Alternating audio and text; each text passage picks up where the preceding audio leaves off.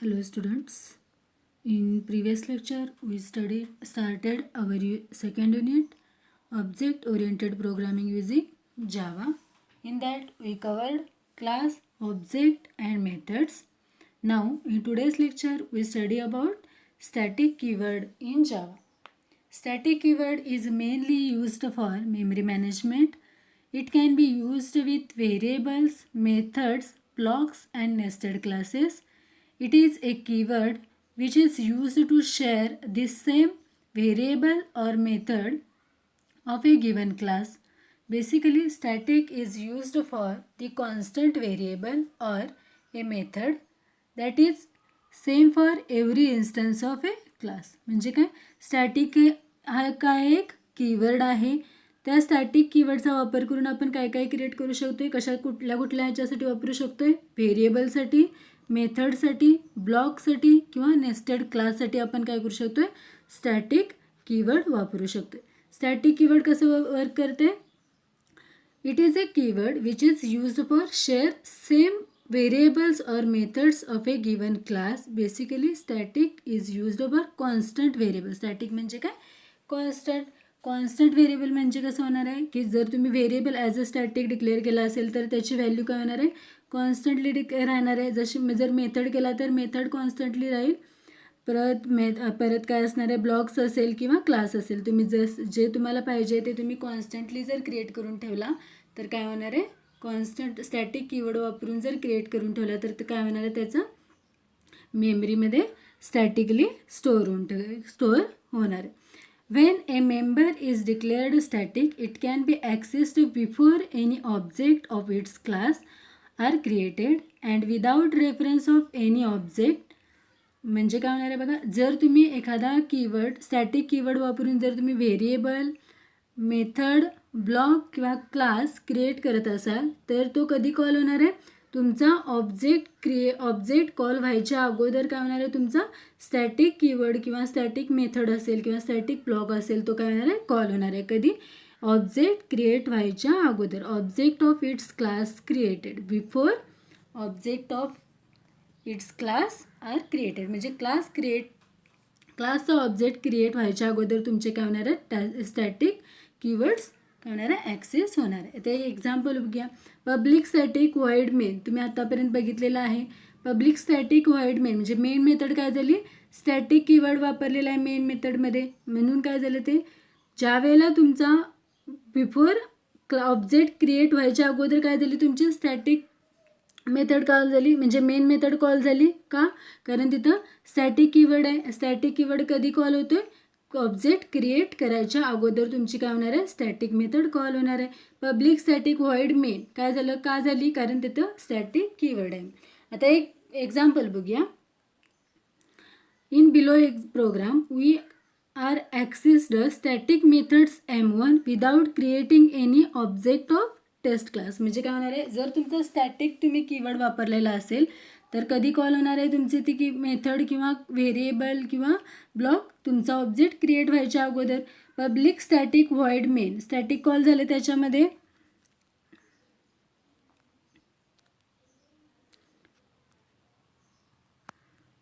इथं बघा static call झालेला आहे. म्हणजे आता एक एक्झाम्पल बघूया. क्लास टेस्ट त्याच्यामध्ये मी काय केलेलं आहे, स्टॅटिक मेथड घेतलेली आहे M1, स्टॅटिक व्हॉइड M1. तिथं मी प्रिंट केलेलं आहे फ्रॉम M1. त्याच्यानंतर मी मेन मेथडमध्ये काय केलेलं आहे, कॉल केलेली आहे, डायरेक्ट कॉल केलं आहे, विदाउट ऑब्जेक्ट कॉल केली मी M1, calling M1 without creating of object of class test. Test क्लासचा ऑब्जेक्ट क्रिएट करायच्या अगोदर मी काय केलेले आहे, M1 मेथड कॉल केलेले आहे. का? कसे काय कॉल होणार आहे, इथे एरर दाखवणार नाही आहे. कारण स्टॅटिक कीवर्ड असेल तर कधी कॉल होणार आहे, तुमचा ऑब्जेक्ट क्रिएट व्हायच्या अगोदर तुमचा काय होणार आहे, स्टॅटिक कीवर्ड कॉल होणार आहे. म्हणून काय झालं, डायरेक्टसुद्धा मी काय करू शकते, विदाउट ऑब्जेक्ट क्रिएट करायच्या अगोदर एखादी मेथड कॉल करू शकते. कारण बाय डिफॉल्ट मेन मेथडमध्ये काय स्टॅटिक कीवर्ड वापरलेलं आहे. जर मी मेथड वापरली नसती, मला एखादा मेसेज द्यायचा असला तरी मी पहिल्यांदा काय झाला असता, माझ्या इथं मेसेज डिस्प्ले झाला असता. कारण स्टॅटिक कीवर्ड काय झाला, मेन मेथड ऑब्जेक्ट क्लासचा ऑब्जेक्ट क्रिएट करायच्या अगोदर कॉल होतोय म्हणून. त्याच्यातलं किती प्रकारे आपण स्टॅटिक मेथड लिहू शकतोय? स्टॅटिक ब्लॉक क्रिएट करू शकतोय, स्टॅटिक व्हेरिएबल क्रिएट करू शकतोय, स्टॅटिक नेस्टेड क्लास क्रिएट करू शकतोय किंवा स्टॅटिक मेथड क्रिएट करू शकतोय. आता वन बाय वन बघूया. Static blocks. फर्स्ट आहे static block. If you need to do competitions in order to initialize your static variable, you can declare a static block that gets executed exactly once when a class is first loaded. म्हणजे काय होणार आहे? Static keyword पहिल्यांदा class load होतोय त्यावेळेला काय होणार आहे? कॉल होणार आहे. एक्झाम्पल बघूया. क्लास स्टेट टेस्ट मी काय केलेलं आहे? स्टॅटिक व्हेरिएबल डिक्लेअर केलेले आहेत. व्हेरिएबल तुम्हाला माहिती आहेत कसे लिहायचे. त्याच्या अगोदर फक्त मी काय वापरलं आहे? स्टॅटिक कीवर्ड वापरले. बघा, static int a equals to 10, static int b. आता मी स्टॅटिक ब्लॉकसुद्धा क्रिएट करून ठेवलेला आहे. स्टॅटिक ब्लॉक क्रिएट करताना काय होणार आहे? स्टॅटिक कीवर्ड आला, ओपनिंग आणि क्लोजिंग कर्ली ब्रॅकेटमध्ये तुम्हाला ब्लॉक्स काय असेल ते लिहायचं आहे. मी काय केलेलं आहे? system.out.println स्टॅटिक ब्लॉक इनिशियलाइज्ड आणि मी एक मॅथमॅटिकल एक्सप्रेशन सॉल्व केलेलं आहे. B equals to a into 4, b equals to a into 4. मग मेन मेथडमध्ये मी काय केलेलं आहे? प्रिंट केलेलं आहे. एक मेसेज दिलेला आहे फ्रॉम मेन, त्याच्यानंतर ए प्रिंट केलेला आहे आणि बी प्रिंट केलेलं आहे. आता स्टॅटिक ब्लॉक आणि स्टॅटिक व्हेरिएबलच्या अगोदर म्हणजे काय झालं? स्टॅटिक रन कसं होणार आहे बघा. पहिल्यांदा काय होणार आहे? स्टॅटिक ब्लॉक असतील, स्टॅटिक व्हेरिएबल असणार आहे. ते काय होणार आहे? ऑब्जेक्ट क्रिएट व्हायच्या अगोदर तुमचा काय होणार आहे? प्रोग्राम स्टॅटिक ॲक्सेस करणार आहे. म्हटल्यानंतर बघा आउटपुटमध्ये काय येणार आहे? Static block initialised. कुठं आहे बघा?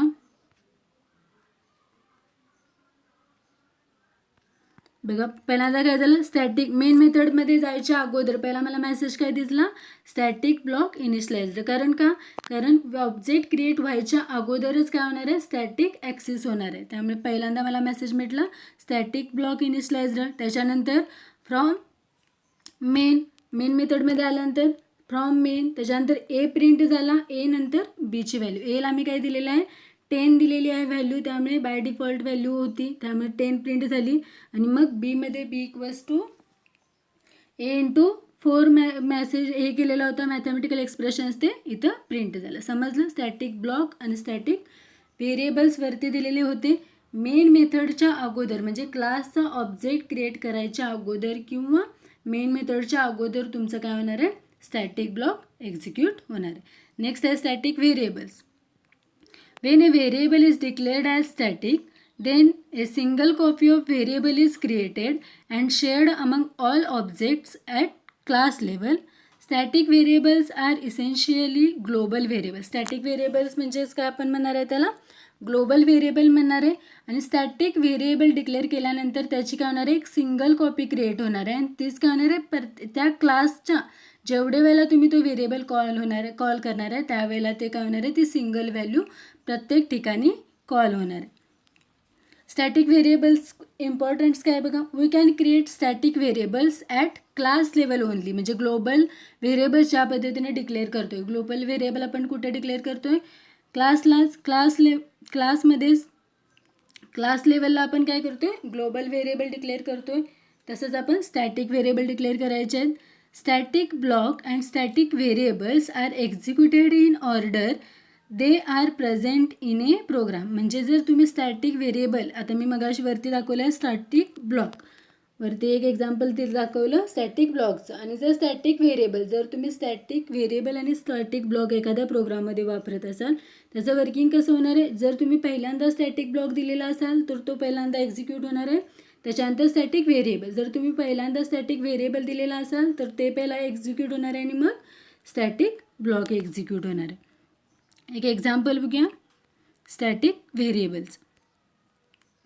बघा, क्लास टेस्ट स्टॅटिक व्हेरिएबल ए व्हेरिएबलला मी काय केले? एक मेथड असाइन केलेली आहे.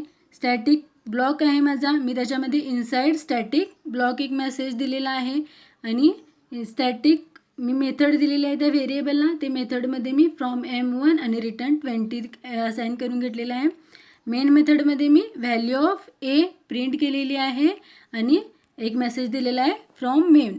आता बघा काय होणार आहे? पहिल्यांदा काय होणार आहे? जर तुम्ही व्हेरिएबल स्टॅटिक डिक्लेअर केलेला असाल तर पहिला व्हेरिएबल स्टॅटिक पहिला एक्झिक्यूट होणार आहे. जर स्टॅटिक ब्लॉक तुम्ही पहिला दिलेला असाल तर स्टॅटिक ब्लॉक पहिला एक्झिक्यूट होणार. आपण काय केलेलं आहे, पहिला व्हेरिएबल डिक्लेअर केलेला आहे. Static a equals to M1 method. आता M1 मेथड सर्च करणार कंपायलर. आता M1 मेथडमध्ये बघा, M1 मेथड स्टॅटिक आहे. स्टॅटिकमध्ये पहिला मेसेज येणार फ्रॉम M1. डिस्प्ले झाला बघा, फ्रॉम M1 डिस्प्ले झाला. त्याच्यानंतर काय होणार आहे, मेन मेथड फ्रॉम M1. त्याच्यानंतर काय झालं, M1 इथं आला. इथून कर्सर परत कुठे गेला, स्टॅटिक ब्लॉकला. पहिला स्टॅटिक व्हेरिएबल डिक्लेअर ॲक्सेस झाला. त्याच्यानंतर स्टॅटिक ब्लॉक. स्टॅटिक ब्लॉकमध्ये मेसेज आहे इनसाइड स्टॅटिक ब्लॉक. बघा मेसेज डिस्प्ले झाला काय, इनसाइड स्टॅटिक ब्लॉक झालं. मग आता काय होणार आहे, मेन मेथडमध्ये येणार आहे. मेन मेथडमध्ये मी काय केलेलं आहे, एची व्हॅल्यू प्रिंट करून घेतलेली आहे.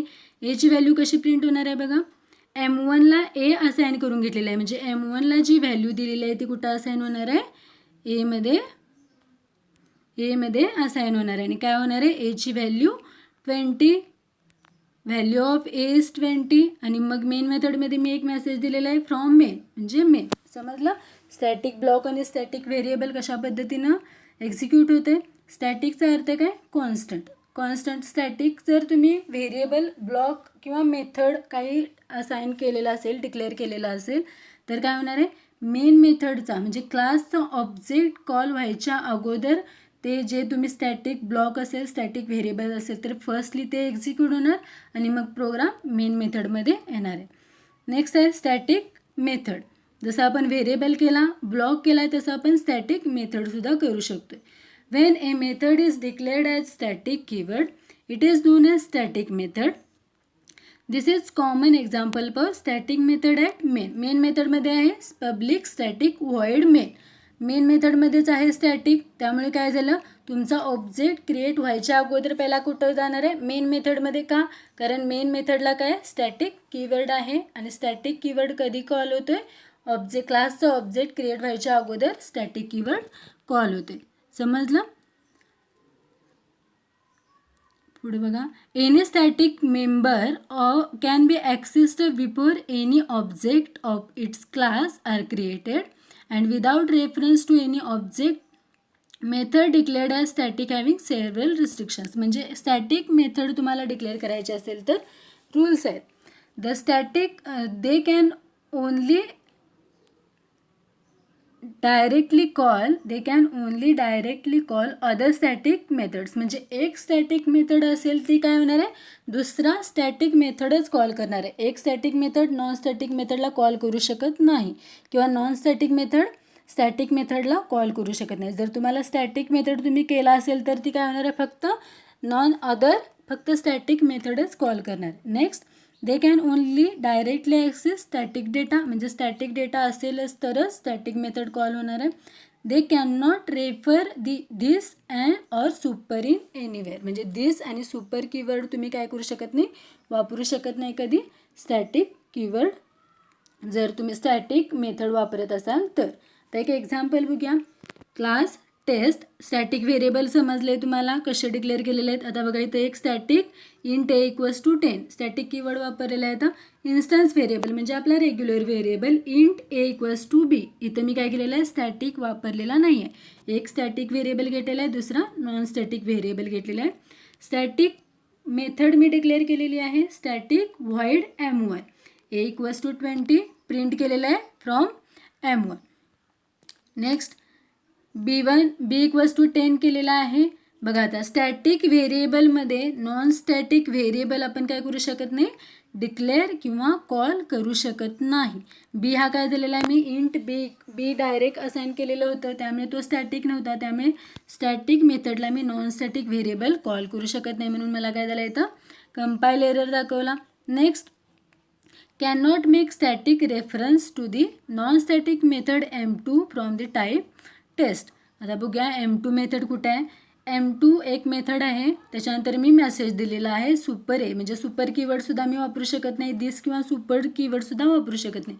म्हणजे एरर आला या प्रोग्राममध्ये. आता परत M2 मेथड आली. स्टॅटिक मेथडला नॉन स्टॅटिक मेथड मी कॉल करू शकत नाही. बघा, M2 नॉन स्टॅटिक मेथड आहे.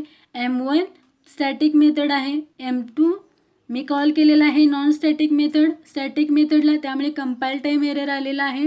आणि सुपर कीवर्ड म्हटल्यानंतर दिस कीवर्ड आणि सुपर कीवर्ड आपण स्टॅटिक मेथडमध्ये वापरू शकत नाही. समजलं? या प्रोग्राममध्ये एरर दाखवणार आहेत कारण आपण काय केलं आहे, static मेथडला non static variable call केलेला आहे, त्यामुळे एरर आली कंपाईल टाईम एरर. आणि परत static मेथडला non static method call केल्यामुळे सुद्धा काय झालं, आपल्याला कंपाईल टाईम एरर आलं.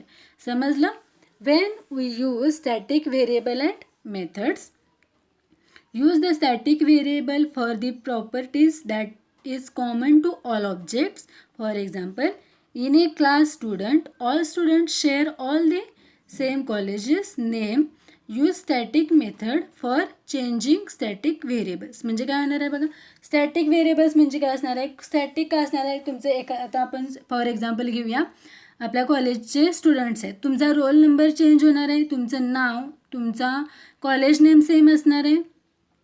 त्यामुळे काय केलेलं आहे, मी कॉलेजला ॲज अ स्टॅटिक डिक्लेअर केलेला आहे.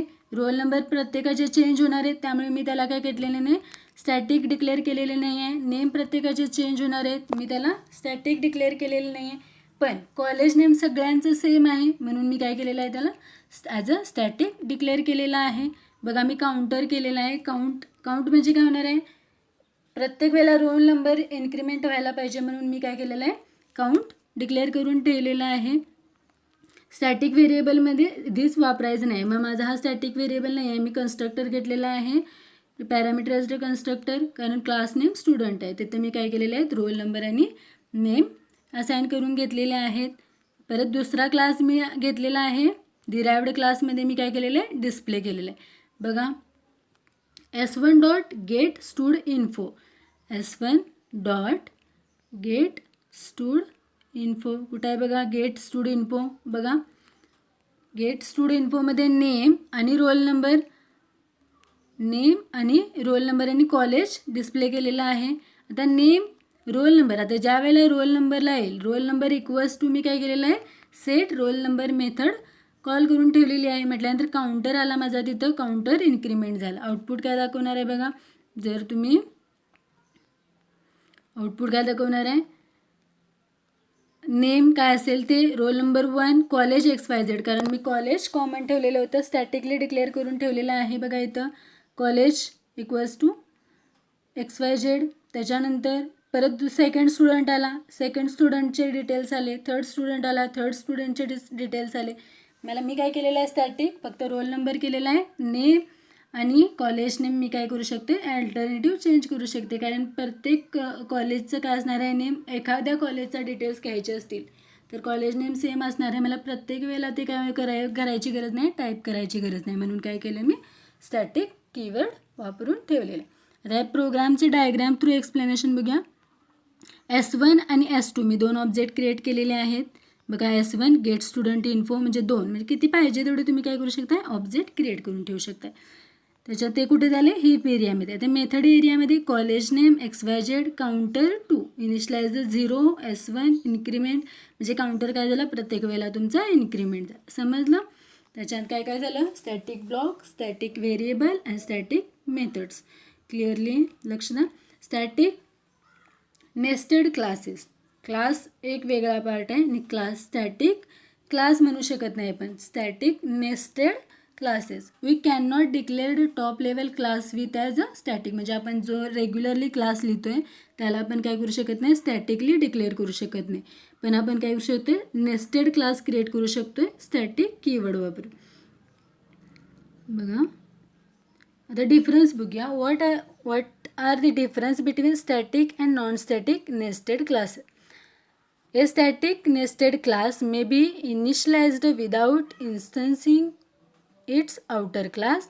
Inner classes can access both static and non-static members of the outer class. A static class can access only the static members of the outer class. Inner class आणि outer class म्हणजे काय, outer म्हणजे आपला regular class आणि inner म्हणजे static class. आता एक example बघूया कसं वापरलेलं आहे. बघा पब्लिक क्लास आपला रेग्युलर आहे, बघा पब्लिक क्लास नेस्टेड एक्झाम्पल घेतलेलं आहे.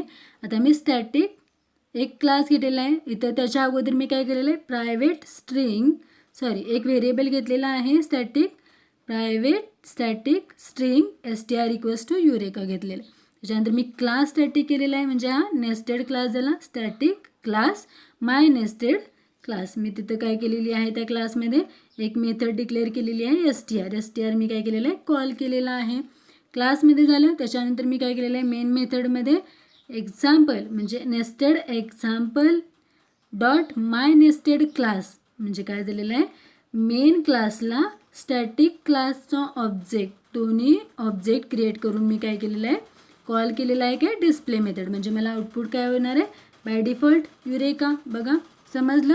आजच्या लेक्चरमध्ये काय काय झालं, स्टॅटिक कीवर्ड्समध्ये काय काय, स्टॅटिक कीवर्ड्स कशासाठी वापरायचं, किती प्रकारे आपण स्टॅटिक कीवर्ड वापरतोय, 4 प्रकारे. कुठला, स्टॅटिक ब्लॉक क्रिएट करू शकतोय, स्टॅटिक व्हेरिएबल, स्टॅटिक मेथड आणि स्टॅटिक नेस्टेड क्लास. समजलं. त्याच्यानंतर नेक्स्ट लेक्चरला आपण बघूया कन्स्ट्रक्टर आणि destructor. Now we are stop here. Thank you.